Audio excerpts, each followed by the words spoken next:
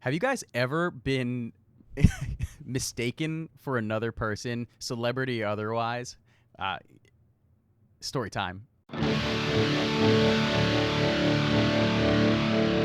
All long right, time all right. ago, I was friends with someone who I guess kind of looks like me, and we lived in really far separate towns. One day, hanging out with one of my band members, and we're just chilling, eating some Chick-fil-A, hanging out at a mall, um, far away from each of our respective hometowns, and I'm sitting down, and all of a sudden, I feel a flick on the ear. And I just turn my head and I look. I don't remember who it was that flicked my ear. I totally blacked this person out because I think I blacked out entirely. But the person was just like, oh, you're not so and so. And that's the end. Like, it wasn't the only time, but I continuously got mistaken for this person out and about. And that was the most embarrassing one for this other person, I suppose, right? Well, yeah, that's the story. I mean, it sounds embarrassing for everyone involved and awkward and uncomfortable. Yeah. Welcome to the Gamer Sleep Podcast. Here we're going to dive into gaming news, pop culture, and everything else exciting. I'm your host, Aaron, and as always, I'm joined by my two lovely co-hosts, Larry and Harold. After the It is hot where I'm at. smoking hot? Like, what are we talking? I don't know. I'm sweating. That 4070 is going, and I am on fire in my room right now. Oof. I hear that. I'm sitting right next to the exhaust of my PC, and it's wild. My apartment's set to 68. I'm kind of chilly. Aha. All right, you're lucky. It's central, right? Yeah, of course. We've got some cool stuff to talk about today. I'm Oh, sure, yeah. right?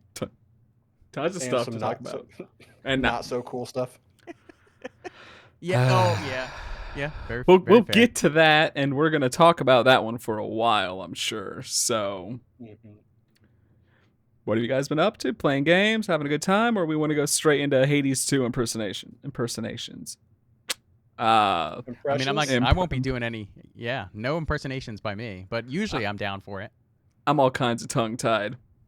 So, That's okay. let's just get to it then. All right, so Larry, you're the one who's played the most of this game out of all of us so far. What are your thoughts and feelings? You know, honestly, I feel like my Steam library is kind of lying to me because it's telling me I have somewhere in the realm of like 5-6 hours in this, which is not a lot, especially when I compare like playing this by comparison to seeing impressions from everybody else who is like really like folks that have dived into this game and beaten the hell out of it. Very positive on this game. I absolutely adore it. I think it's fantastic. And I'm not alone. Reviews on Steam right now, like over 30,000 like reviews that are very positive at the time that I wrote, my kind of like cliff notes on this game ahead of time. But just primer for anybody who's not too familiar with Hades. It's an action RPG roguelike that's developed and published by Supergiant Games. They released the original Hades in 2021, and that game I hold a special place in my heart for because it was actually the game that really made my whole entry into streaming really fun and energetic. So I'm really excited to jump into Hades 2. I got into the early access, and in this game in particular, which is a direct sequel to the original Hades, you're going to be playing as Melinoe. Oh, let me pronounce the name right. Melinoe, right? Who happens to be the little sister of Zagreus, the main character in the first game. It takes place sometimes after the event of the first game, and the main antagonist of the game is the Titan of Time, Kronos, as opposed to you fighting Hades prior to, who happens to be Melinoe and Zagreus' father. So Kronos escaped his imprisonment in the underworld, captured Hades, and began to wage war against Olympus. With the aid of Olympus, Melinoe, princess under the underworld and daughter of Hades, must enter the underworld to defeat her grandfather, Kronos, and all of his forces. And all the while, just like in Hades, the original, you're getting help from the other gods from Mount Olympus. And, we're talking about Zeus, Aphrodite, Artemis, all these different gods that will bestow different boons on you. And I love that boon system. It makes every single playthrough, because since it's a roguelike, when you die, you start right back over. Makes every playthrough so much fun and so different. Um, I haven't gotten enough time to really find what my favorites are in terms of my builds, but there are some cool new entries in this game that make things a little different from the first game. So while it feels similar to Hades 1, and it really is, it almost feels like you could copy and paste it, this game does add some new things. So before I get into that, guys, how much time, if any, did you spend playing the first Hades, and what were your thoughts? And we'll start with you, Aaron. Uh, I played a little bit. That's the best way I know to say it. I think I beat the first boss or two, because I know I got to the second realm, Okay, so you maybe got the to like third Elysium. realm. It was like the underworld, Tartarus. It was Elysium. I can't remember what else. And I beat the hell out of that game. Played it over and over Right, again. right. Yeah, Because I know I beat the harpy woman. Is that what she was? Like, she there are a was lot one of of the AOE's and like arrows shooting around and. yeah, she was one of the Fate sisters, and they actually change out what Fate sisters you fight against as you Okay. continue. So you'll start off fighting one of them, but then one of the other two, or one of the other three, will take their place after you beat one so many times. All right, all right. Well, I Hmm. got 2 or 3 bosses in. Like I said, I really enjoyed what I played of it. It's just it was one of those games that I got busy for 6 weeks and then it was out of my object permanence zone. Like, Yeah, yeah. I mean, you saw enough of that game hanging out in my streams for as long as I played that, which was probably half of the first year I streamed. speaking of sticking around in your streams, I think the big chunk of time you're missing on your stream library maybe when you just sat on that card screen because you got a phone call for a couple hours. No, absolutely, absolutely, and just keeping it up, like ready to go in and jump in, but not actually doing it. So that's exactly what's happening there. Um, but hopefully, I'll be able to make up that time and play it a little bit more, even though we've got a whole bunch of other stuff coming up. Harry, what about you? How much time did you ever give to Hades in its initial release, first game? Whatever you streamed is what I Oh, okay. So you didn't have a lot of experience in that first one. like. It looks neat and everything. It's just not my forte of Okay. gaming, you know. Okay. It's very chaotic, and I can literally do so many other things while playing it, which I love. Where Hmm. anything else, like I can't do first person shooters because it takes too much concentration, and then I can't have fun like chatting with everybody. Yeah. So that's right up my alley. So things I loving Hades the way I did. I've experienced some new mechanics that they've introduced to Hades 2, which I think are really cool.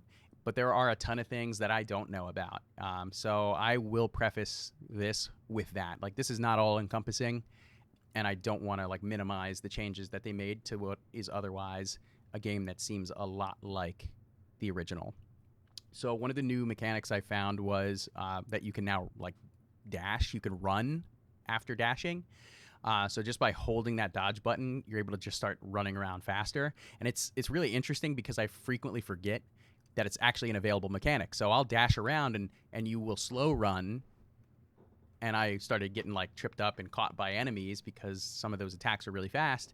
And then when I started introducing and like remembering that I can actually hold the button in and dash, uh, it worked out a lot better in my favor. So it increased my survivability. I thought it was such a cool thing because I wouldn't even think to use something like that from the first game. It wasn't there.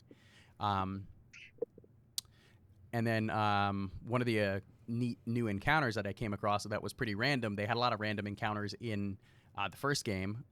There is Arachne. You'll come across Arachne, who, if you've ever played something like Smite or anything like that, that's the woman with the spider legs. It's like woman upper half and then Yeah. spider body underneath.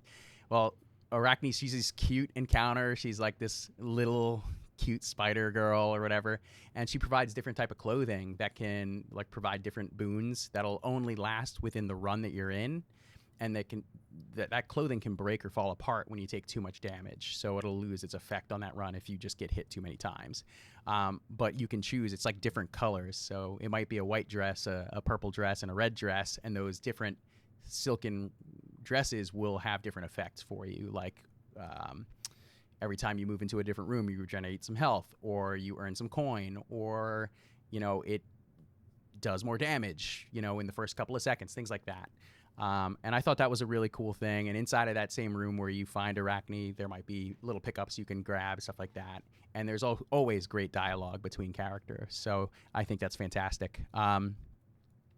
The new boons, I feel like they refreshed a lot of boons from the original game too, despite having some of the same gods.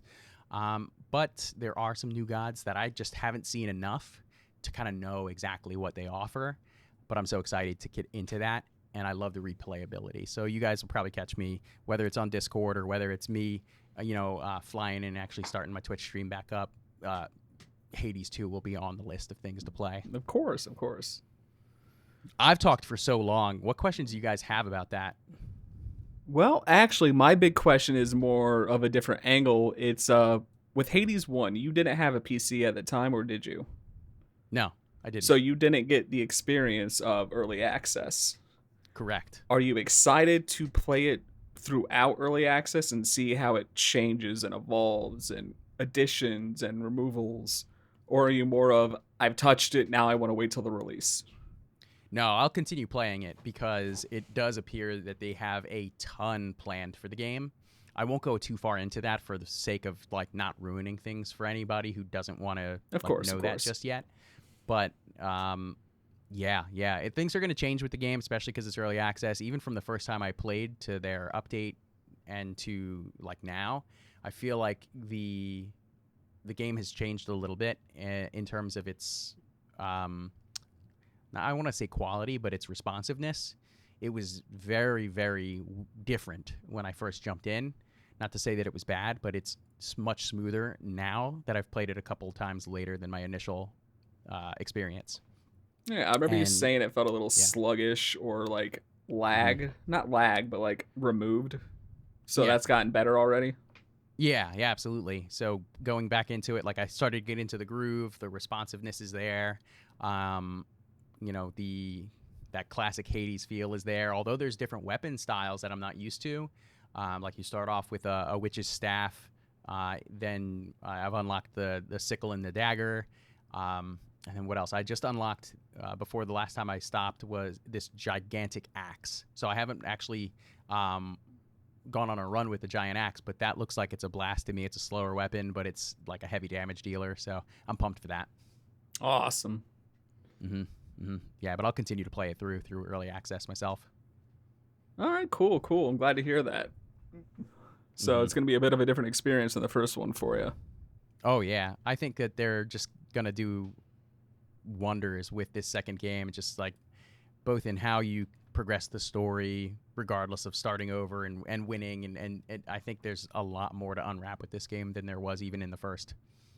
I mean, I'm not sure where I heard it, but I did hear them talking that they expect it to be in early access for close to a year. So, hey, listen, if it ends up better than it is right now, I will be absolutely floored because it's awesome. As much as I said, hey, it was a little bit non-responsive, it was a little slower, it's top tier for me already. I mean, leave it to Supergiant. They have yet to have a flop, so. Yep. Yeah. Definitely something I can get behind. All right. Any closing remarks on that? Are we good? Want to go on to the what I want to talk about a little bit is all the leaks from the Switch 2. Ooh, okay. Have you guys heard much about what's going on there, or? I have not. I just want it to be called the Super Nintendo Switch. That's what I want it to be. I could accept the Super Nintendo Switch. I, however, would not want it to be just the Super Switch. But why not? The abbreviation SS seems problematic. That's why you have to have... It's got to be SNS. Yeah. It's going to have to be SNS. But everyone's going to call it Super Switch regardless if they make it Super Nintendo Switch. You're right. They will. Because no one calls it... Well, Super Nintendo Entertainment System is its full name, and no one ever says that. Yeah, but no one says system there. They say SNES or SNES. or Super Nintendo. Yeah. Yeah, but if you can't call it a Super Nintendo, it'd be a Super Switch at that point. Hmm. Or Problems. they can just use a different like precursor, go Mega Nintendo. The The Ultra Mega Plus Switch, Switch. the Mega Switch, Yeah, the Mega Switch, Ultra Switch, Switch Ultra Switch. There we Ultra. go. Could be a couple of those things, but The Swiss Ultra is it a light beer now? uh, well, regardless, how would you guys feel that if the leak is true, the Nintendo Switch 2 being as powerful as a PS4 or Xbox One? I mean, I, I'm okay with it. Like, I yeah. think that is the biggest like thing that is holding Nintendo back in like a competitive part in the console race is what they can do and what they can't do. All right, because a lot of people have the issue with that of being like, so you're saying their new system is going to be last generation specs again. I don't see it being a problem at all because Nintendo That is, does what Nintendo does, and it's been fine. but that is still a vast improvement on what they are capable of with a regular Switch and anything before that. Not wrong. But there's also the leaks that since it's going to be probably going to be an AMD chipset, that it's going to have the Radeon equivalent of DLSS. So it's going to have super sampling and an AI assisted GPU, so it can render in a different way to do more than what you think it could with its power set. Yeah, I mean, if it if the games that come out are good, then I'm going to play it. I mean, that's how Nintendo's won its battles every single time. No matter what, Yeah. I'm gonna buy it because I want to play Zelda, I want to play Mario, I want to play Pokemon. Oh man, like just Like, imagine like getting like Breath of the Wild, all the old stuff with like a controller. I just hope the peripheral is like normal, you know? no, I don't know what you mean by normal. Okay, think of GameCube, think of N64. I think Harry's saying he has gigantic hands and it doesn't work very well for the current setup. But nothing's ever stopped you from getting a Switch Pro controller, which is a fantastic I know. controller. I just hope that's the norm and they don't make like a weird like Hey, Harold, spoiler alert, the Switch 2 is going to be a Money. Switch with the I know, I'm Joy-Cons, saying though. with everything. But if it's also going to be like a plug and play console where you can do what you do with the Switch, Yeah. So I'm but I just, like I want the peripheral to come with it. it came with a little thing you slide the Joy-Cons in to make it a controller. Yeah. Yeah. I enjoyed using that because I'll tell you what, anytime I tried to like justify going to grab the Pro controller, I was like, I'm not playing my Switch enough to justify this without already having the slide on like little controller accessory. I mean, I don't play my Switch a lot either, but I'll tell you this, the Pro controller is nice because A, rechargeable by USB-C, and it has like a 120-hour battery life. It's kind of insane. I guess So that I never justifies the need to price. charge it anyway. Yeah. See, I, my wife is partial to the Joy-Con. She likes to do the handheld right in front of her face thing. I same. I like the Pro. Like I have to like look at the TV. I can't sit there and do that all day. Same. See, I like my I Pro love the controller. yeah, I love the intimate access, like of just being able to sit on the couch and play. So that's like, or lay in bed and play and not be on the big screen. It doesn't translate very well to like a big 4K TV to me. It doesn't feel like it's nice. So I just like to have it real close, just like. See, and I feel like I have the opposite problem with the Switch currently because the little 6-inch screen and playing a game like Breath of the Wild or Tears of the Kingdom, it's like, what is that over there? Squinting to see, trying to zoom in. I need a bigger screen. Yeah. Looking But, at a beautiful object through a small window. right. But, in news of that, it's rumored to have an 8-inch screen instead of a 6, or 6.5, or 7 that the OLED has. The 7-inch is the OLED one. But 8-inch screen, still gonna have detachable Joy Cons, but they're saying now it's gonna be like a magnetic rail system instead of like a hard lock. Hmm. Not sure on that one. If magnets with something like that feels like one drop and it's gonna just shoot off into oblivion. I mean, Although, or if you're a person that plays publicly, because I do see people with Switches all over the place. yeah. If if that's the case and you're on a bus, public transit, if someone bumps you, boom. Well, it does matter how strong the magnets are, and that does change things. They might be directional, so they only come off one way. Hard to say, but powerful, more powerful, bigger screen, better screen, but not an OLED. They're saving that for the mid-cycle upgrade again, I guess. But take or leave that. I think OLED would be a great thing to have, but No, they wait 4 years and then they release the OLED. right Question again. for you: do you think Hmm. that they release a new Mario Kart, or do you think they re-release Mario Kart 8 Deluxe? I would I would really really hope they've been working on a new Mario Kart in the background, seeing how they had ever since 8 launched. I know they had all the DLC and there was probably a smaller team working on that, but I hope there's a Mario Kart 9. But because they're already rumored to have a new 3D Mario for launch of the two, the follow up to Odyssey. Okay. That's Yeah. rumored to be for sure. A lot of people are speculating Metroid Prime 4 is going to be moved to Switch too. But I would hope. I would hope so. Man, I back on that topic of like a PlayStation 4 power, like parallel power Switch 2. I honestly I wonder in terms of what Nintendo needs or what games they want to get over to the new Switch. For example, like PlayStation 4 to PlayStation 5, not a gigantic graphical leap. Xbox One, to Xbox Series X, not necessarily a gigantic graphical leap. I mean, processing power is there, things like that. They're strong consoles. So, I mean, I'm not hating that it's that. Do I still have that like, again, you're going to be behind because it's going to be that much worse, 3-4 years into Switch where you start to see that it's lagging behind so much further. And to kind of piggyback off of that, something like having Square Enix talk about wanting to have, for example, their games now go to multi-platform, where they've been tied in with this, exclusive deal with Sony, for example, with the new Final Fantasies. Well, with PlayStation 4 style graphics, okay, yeah, you could probably run those games, but going forward, things like that are going to probably be an issue, multi-platform again. Mm-hmm. and that's always been an issue with Nintendo ever since, let's be honest, the Wii, because the Wii was Mm-hmm. pretty much a overclocked GameCube processor. Yeah, So, yeah.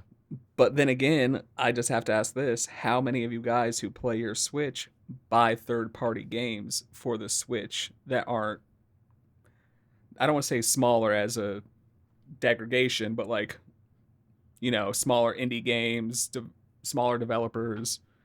Well, sure. I mean, Because I get where you're coming from there, but all right. So if I take myself out of the mix there, how many other gamers out there want something like that don't want to also commit to having a Steam Deck, right, or an Ally, right? Because if you have two of those now, why do you even have a Switch, right? Just to replay old Nintendo games or to get access to those, why not have it be able to play that? Why won't Nintendo end up saying like, hey, you know what? We do want you to be able to play all the games here. They really still are like, it only matters that you play our first party games. So yeah, it's a shame that the mentality's that way, but I get it.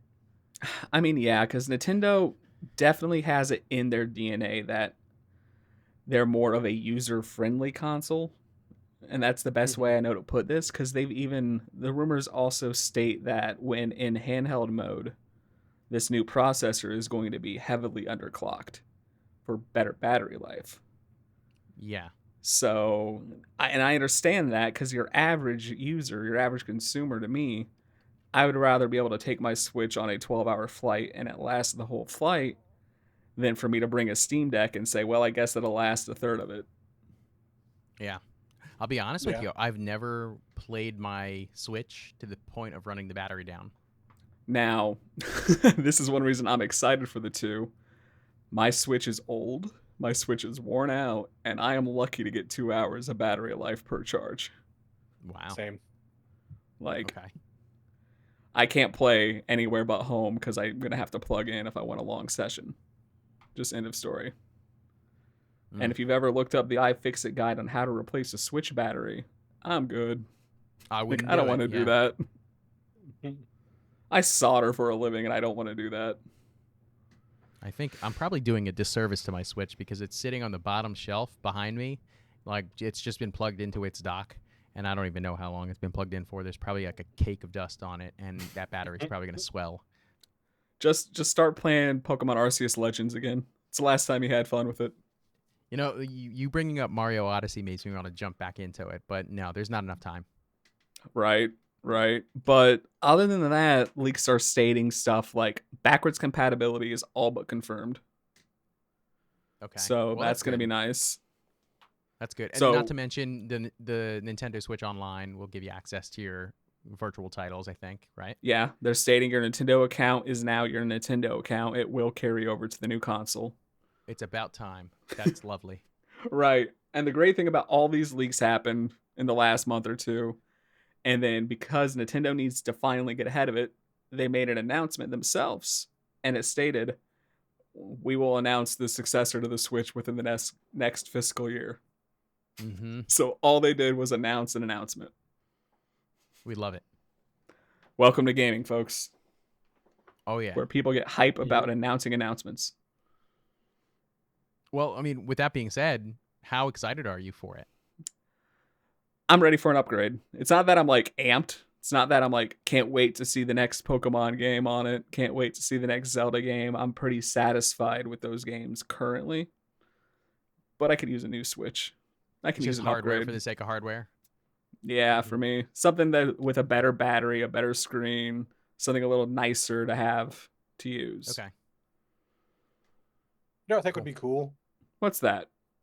like a version of Pokemon Stadium, but you go out and you like have an open world and catch your Pokemon and level them. How is that different from current Pokemon games? I'm just saying though, just like it's heavy on the stadium part, So like but go to gyms per se and maybe get a token for no, no, winning the gym battles. no. Just catch your Pokemon and fight them against other Pokemon to level them.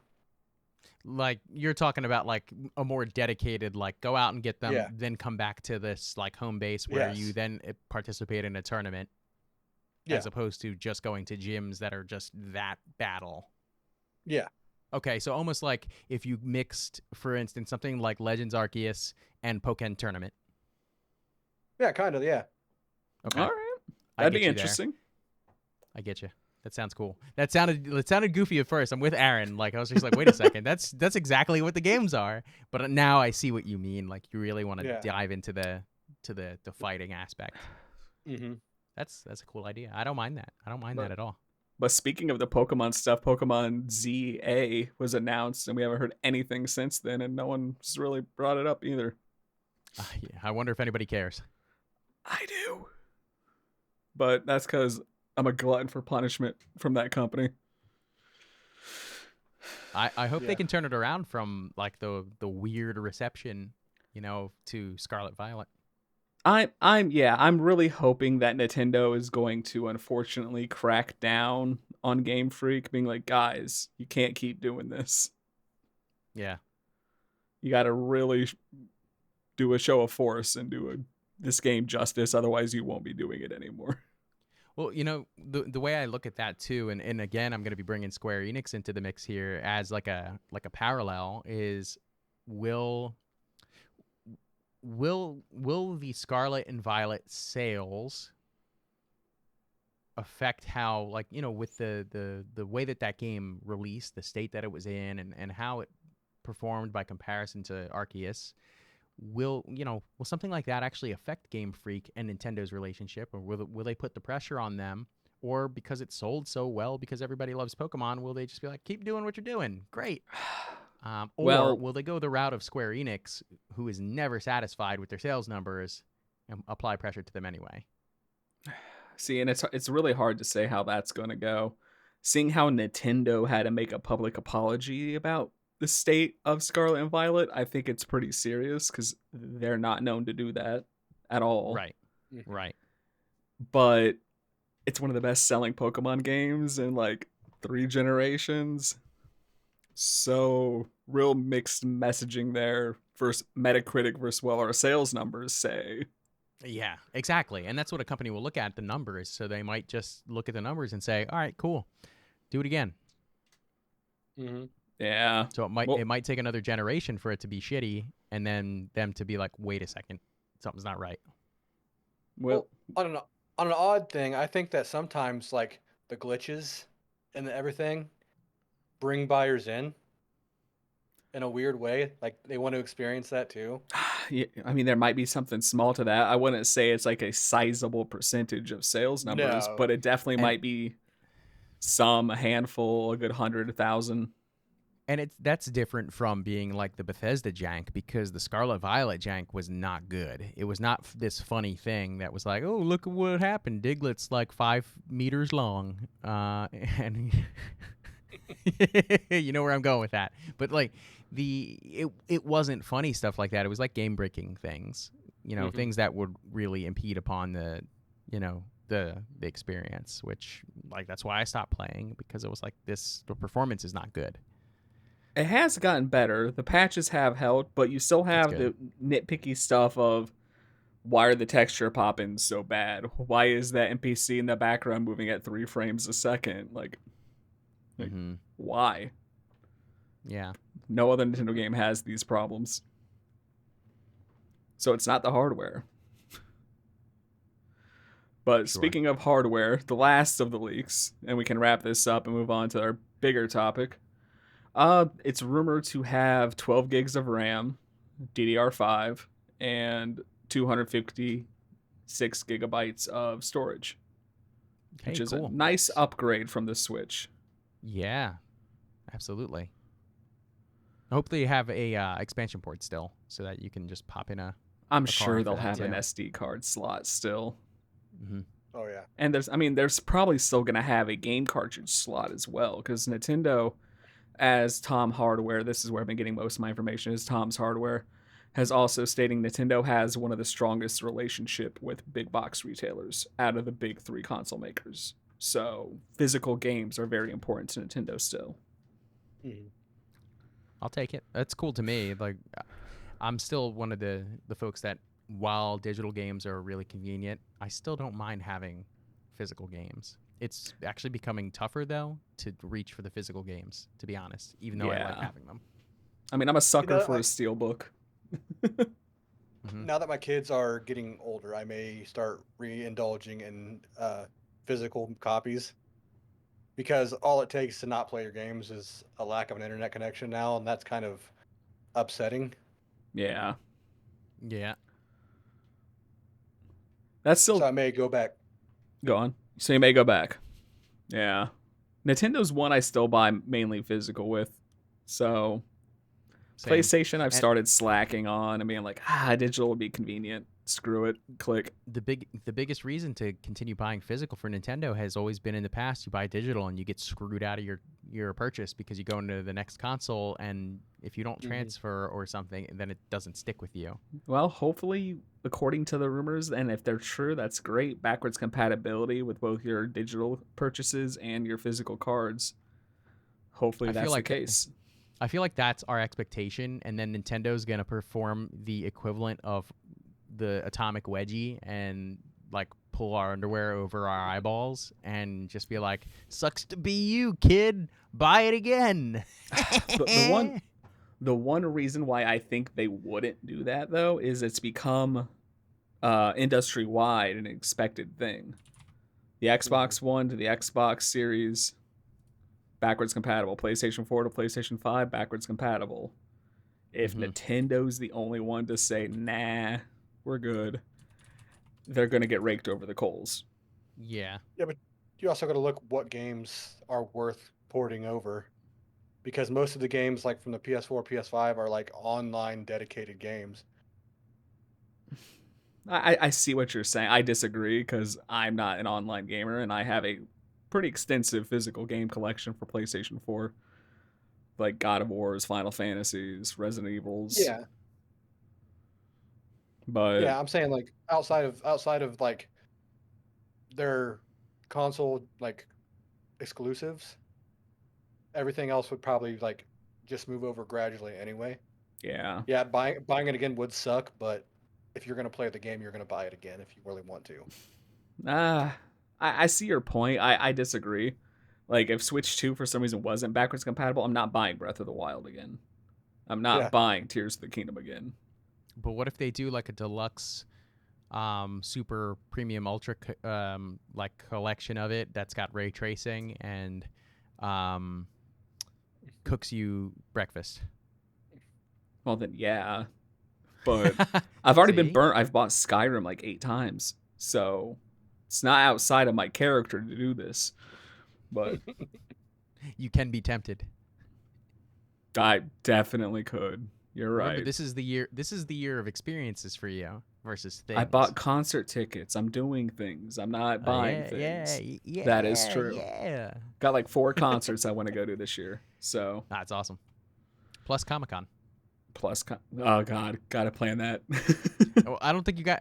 Are you guys doing it? I don't think you are, right, Harry? we're gonna see where we're at with everything going on in life right now. Yeah, fair enough. Fair enough. Yeah, All right, I diverted us. Let's get back on track, Aaron. I pass the baton back to you. right on the track that's closed, like all these studios, thanks to Xbox. Yeah, yeah. Disgusting, disgusting behavior. I think Yes, it's pretty heavy, man, to see that happen after the success of these studios, with the exception of one game, Redfall.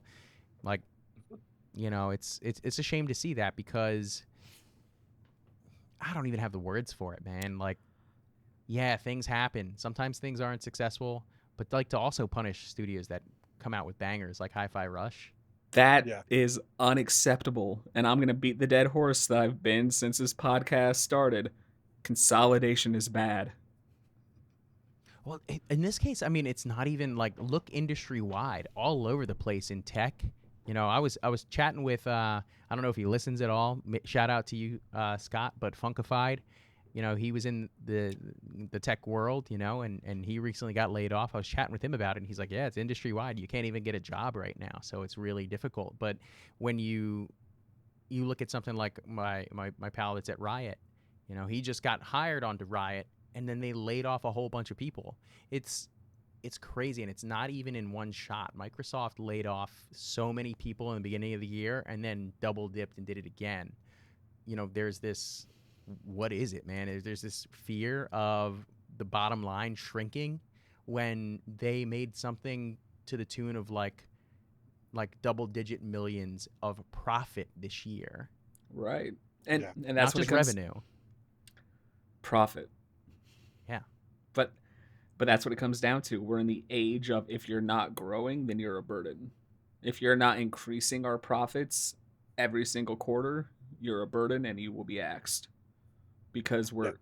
current shareholder value is, we have to return value. We have to make more money. We have to be growing. It's nuts. I mean, Harry, do you have anything to add to that before I go on more of a tirade? I mean, it's kind of I'm gonna say shitty because they go and shut down Arcane Austin, uh, Tango Gamework, and Alpha Dog, and then they're gonna turn around and create a new studio, Yep. Oh yeah. Yep. Elsewhere Entertainment. Yep. That's But me it's like but meanwhile, So Tango yeah. Gameworks releases one of the best reviewed games of that year, and what did they get for it? Papers to walk out the door. Bye. mhm. Mm-hmm. Mm-hmm. And that was Shinji Mikami's baby, wasn't it? Yes. Yeah. Yes. That was Because of like they put out the Evil Within series mhm. prior to. He created that studio. He walked away from Resident Evil and created that studio. And then it's like, oh, we're gonna buy your studio, then see you later. The biggest fu and slap in the face from Microsoft here, where like I normally like Microsoft and I cheer for them. I want them to do well because I like competition in the space. We need it, right? We need Right. that kind of thing. the biggest slap is the fact that they previously have stated we want Japanese studios. We want studios, we want to broaden that portfolio. Hmm. And now you have one and you close it. Yeah. This Yeah. sentiment has been shared by other folks in this line of the industry talking about it. I know it's armchair quarterback style and it's been said before, but it is really upsetting when surface level, when you look at it, you say this, you do something different. Why? And it always circles back. Obviously, we know it's money. Follow the money. Yeah. Now, here is where I wonder. I start to be like, I wish I was a fly on the wall because they throw Sarah Bond out there onto an interview. She's totally unprepared to have a conversation about what was going on with the closures. And now you wonder, okay, was Phil Spencer and Sarah Bond, were they kind of thrown under the bus because of performance of Game Pass? Were they thrown under the bus because Satya Nadella is, looking at trajectories of the business and he's nervous that there is going to be a shrinkage in the profit margin, and he says we got to cut costs now to keep that margin up, Yeah. and that There, forces Phil's hand. there is a lot of people going after Phil Spencer right now. There are people mad. They're saying fire the liar. All Sure, this horrible stuff to him. sure. Like, I like Phil. I think that he did a great job of pulling things together after Don Matrick and the debacle of the Xbox One and Kinect.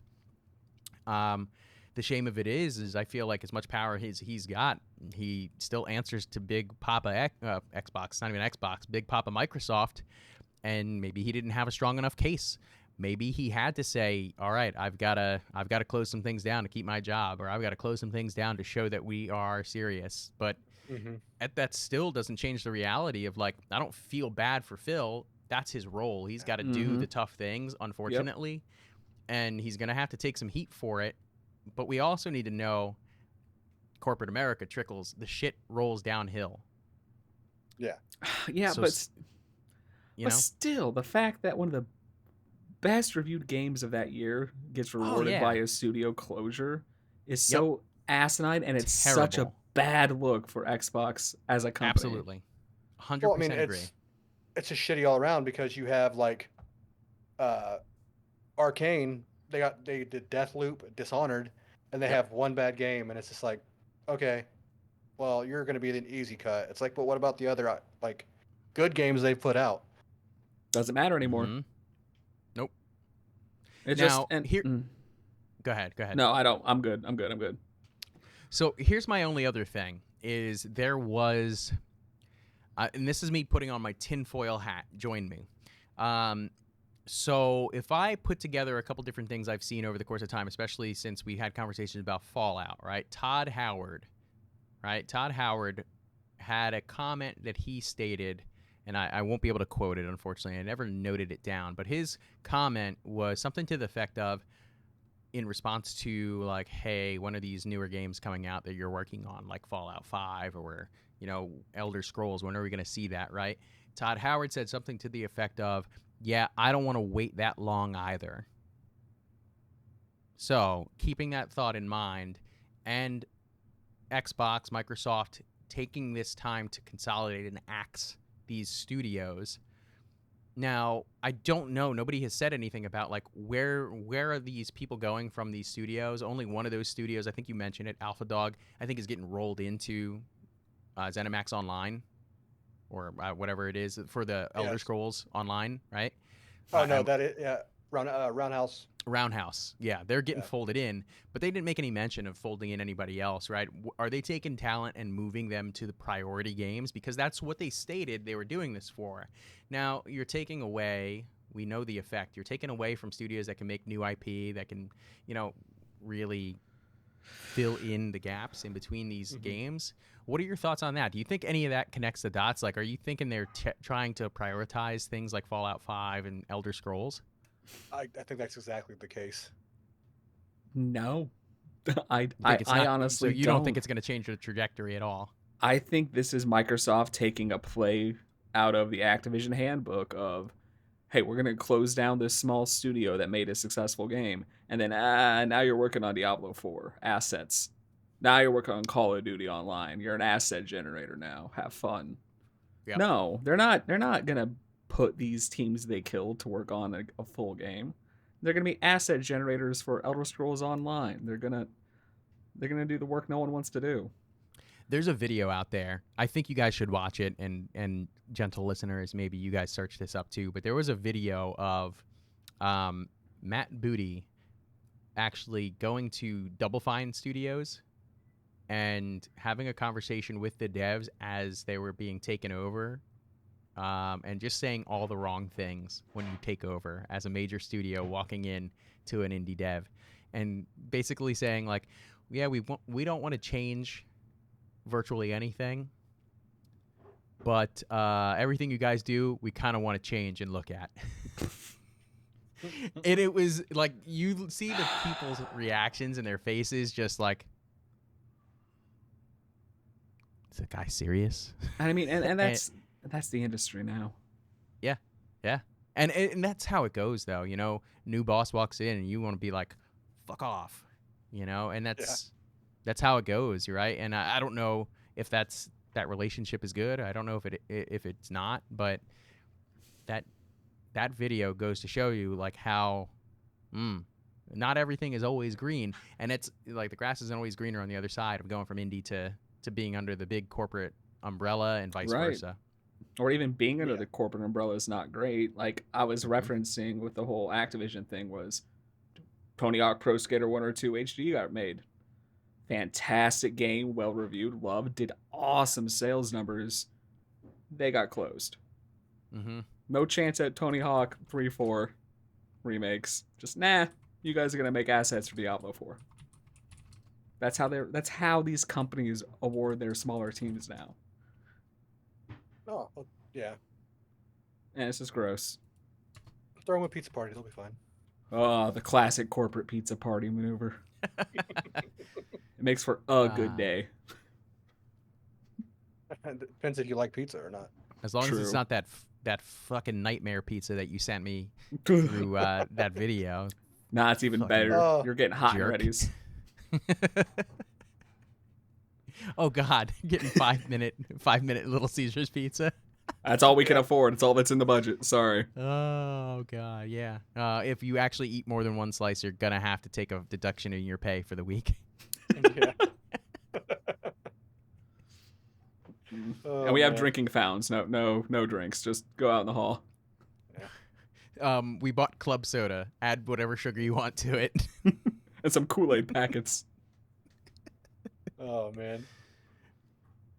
Yeah. You got any Jeez. more thoughts on that? And any other rumblings that you hear about? I don't know, upset throughout the industry.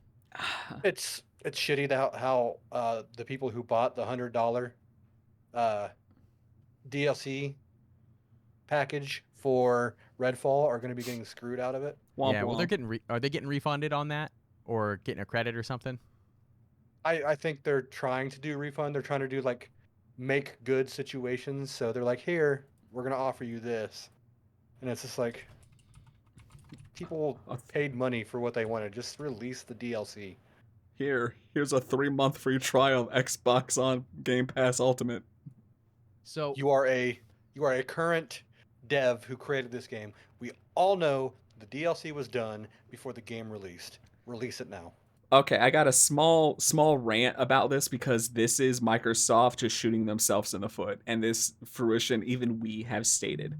So a lot of these studio closures and downsizing has been said to be linked to lack of sales numbers, which is fine. But even us, they're pushing Game Pass, pushing Game Pass, pushing Game Pass, and we've all said it before on this show. Well, I won't buy the game. I have Game Pass. So how can they be pushing this program that they want it to succeed so much and then punish the studios when people don't buy the game? Because why would they? They have Game Pass. right. That also brings me into a little bit of like future worry So, what's the next big game that's going to be on Game Pass like very shortly? You've got Ninja Theory's Hellblade 2: Senua's Saga, right? That game looks fantastic. And the first game was a really cool like dive into psychological like well-being, right? And mental illness, things like that. It's a cool game. Is it a blockbuster console seller that's going to sell millions of copies? Probably not. And Microsoft has not been marketing it as such either. But it's a fantastic looking game. It was really really awesome, that first title. Yeah. But now, do you think Ninja Theory's on the chopping block as a result, regardless of whether this game's a hit, whether it's a flop, whatever? Do you think Ninja Theory could go down the same way Tango did, thinking about what Microsoft's doing right now and where they're trying to cut money and prioritize? Yeah. Okay, so I have a non-ninja theory right here. Fuck off. No, but for real. So here's my thing. So I feel like there's a contract in there in the Game Pass with the developers and the people who make the game. They're like, okay, well we'll put it on Game Pass for this long. So and then we'll release it to you guys, and you guys can start selling it and making money off of it. But by that time, they close them down. Oh, so I they don't mean, have to start paying off and making good on a contract. it does seem a Yeah, bit fishy that they announced Hi-Fi Rush is going multi-platform and then they close the studio before it comes out. that's yeah. There's The there's got to fish yeah. the fish smell is hard right there. No, and I I get that because part of what I mentioned about that whole Matt Booty Double Fine thing was quite literally one of the things he said was like, "Oh, if you guys are doing little side projects or something like that, like we got to rethink if you guys as individual devs are doing that because the company will own your ideas if you're doing that." And that's a scary thing, man, because Double Fine's studio lead was like, that's not how we do things here, and I want to make good on that promise that I made to my devs. We don't own those ideas until we decide we want to produce them. Matt Booty was like, well, that's just not the case anymore. We might want to rethink that. Well, you also got to look what's going on outside of the gaming universe. Like in July, the non-compete laws become less strict. Yeah. Good. Mm. Good. Hmm. So what's stopping those indie game devs from like, well, I'm gonna take my idea and take it over here now because now I'm not gonna get punished as hard for doing that. Yeah. Well, the thing about that is the way the Microsoft's mentality seems to be is if that guy has one design document on their servers, you damn well better not take that anywhere else because Yep. we own it. Hmm. Like, and that's just gross. It's slimy. I'll say it. Consolidation's bad for the industry. End of story. And this is what everyone saw coming: is Microsoft's gonna buy up all these studios, and the moment they start being a burden on their profit margin, they're gone. Mhm. Not our problem anymore. Yep. Yeah. So Not to be gloom and doom, but I'm like holding my breath to see who goes next and from what area of the industry, right? And it's gonna hurt no matter where it's from. if they kill Ninja Theory though, that's gonna look terrible. They're a beloved Hmm. studio. Yeah. Yeah. Mhm. Well, Let's start it. Let's start a poll, guys. is that the note we're ending on? Anything else we want to touch on? On a somber note, we end the episode.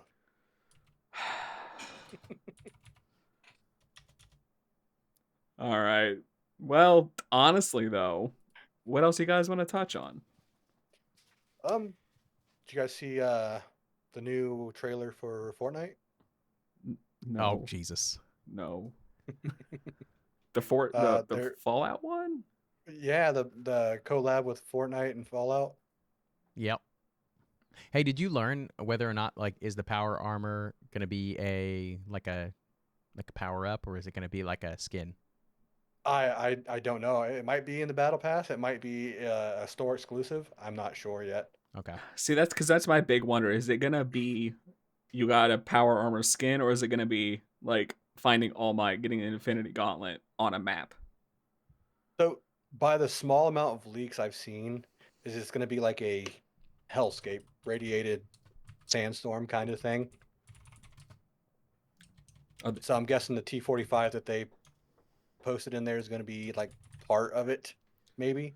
So then the question is, are they gonna rebrand the storm as a radiation cloud, and you just gain too many rads when you're in the storm and you'll die?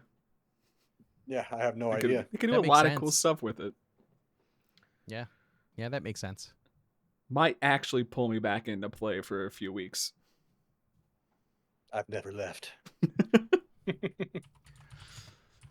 I think one other thing I guess I can say is that I'm getting a little bit more excited for the Killer Clowns game. I Ooh. joined the Discord um recently because I saw they posted the Discord. I just kind of want to pop in there, kind of get the temperature of things. Um and we're expecting, oh gosh, I can't find the release date on it. Son of a gun. Hang on. Killer Clowns game release date. Boop. We're expecting it for June 4th. So I'm excited for it. They did actually ask when I joined the Discord what my favorite clown was, and I named Jumbo as my favorite clown because he was pretty brutal All in the right, all movie. right. But I'm excited for it. I am excited for it, but I don't know how I will react to it when I actually get my hands on it because it seems like Dead by Daylight, and there's a lot of bitches playing some Dead by Daylight. No offense to all you bitches playing Dead by It Daylight. can be a toxic community, so it can also be a really fun community. There's two sides of it, but Absolutely, absolutely. I agree. So yes, I apologize to all you bitches playing Dead by Daylight, but love you. I mean they just had the D&D collab, Yeah, yeah, yeah. but So yep, Killer Clown's looking good. that's just a little sidebar for me. But otherwise, yep, that's it. That's all I need to talk about today. And I've got to be honest, I don't have anything else. I've been playing Baldur's Gate 3, and I've been playing uh, another shell. What is it called? Oh, that's Another crab's Another treasure. Crab's Treasure. Yeah, I've been playing that. That's all I've been doing. there you go. I'm glad you're getting to jump into some other stuff though too. So like getting into another Crab's Treasure is um a different flavor for you. Oh yeah, I mean it's still a Souls like, but I've been having fun. I'm 2 or 3 bosses in. Got the magic system, got fast travel. It's been a blast. But Yeah, I've still touched on it a little bit. It's very fun, but like if I'm getting super mad and I can't get past the boss within like 20 tries, I'm going to the gun. you just got to get better. Well, on that note, thanks for tuning in today, everyone. If you liked hanging out with us, hit the follow button and rate us on your favorite podcast platform. You can find all the links in the description below. If you're watching us on YouTube, don't forget to subscribe and smack that bell to be notified when we post more stuff. Until next time, game on and sleep well.